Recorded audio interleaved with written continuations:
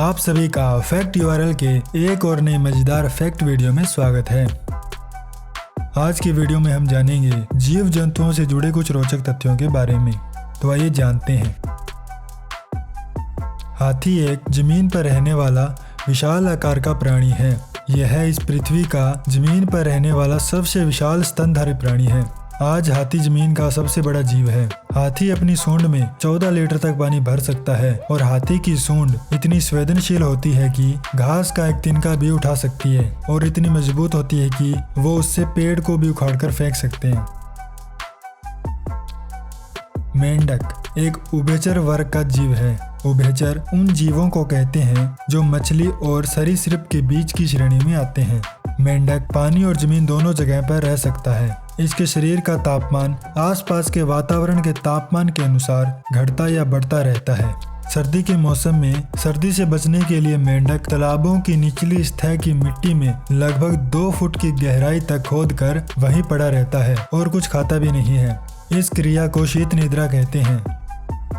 लेकिन एक ऐसा मेंढक भी है जो सर्दी में पूरी तरह से जम जाता है और गर्मी आने पर फिर से जीवित हो जाता है।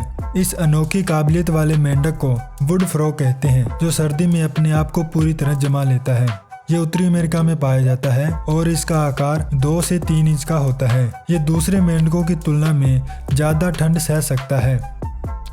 जहां दूसरे मेंढक सर्दी के समय पत्तों और मिट्टी के नीचे चले जाते हैं, वहीं यह मेंढक अपने खून और टिश्यूज के जमने को सह सकता है।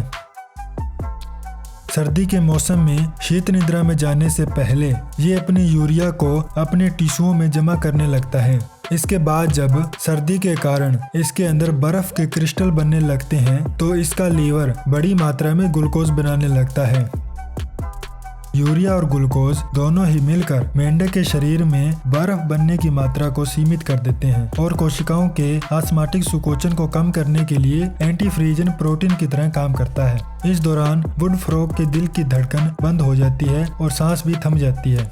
इस अवस्था में ये कई महीने निकाल सकता है और इस दौरान इसकी 65% बॉडी जम चुकी होती है। और जब गर्मी का मौसम आता है और बर्फ पिघलना शुरू हो जाती है, उसके बाद वुड फ्रॉग की बॉडी की भी बर्फ पिघलने लगती है और जैसे जैसे तापमान बढ़ता है, उसके 30 मिनट के अंदर उसका दिल फिर से धड़कना शुरू कर देता है। उसके नसों में खून फिर से बहने लगता है और मेंढक फिर से जीवित हो उठता है।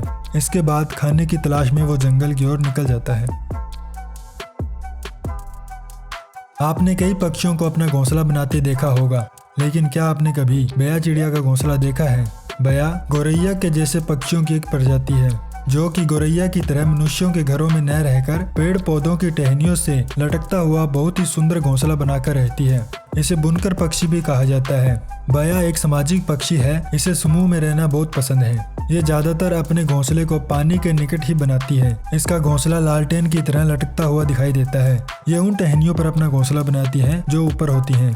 ये अपना घोंसला कांटेदार या ताड़ के वृक्षों में बनाती है ताकि परभक्षियों से इनके बच्चों की सुरक्षा हो सके।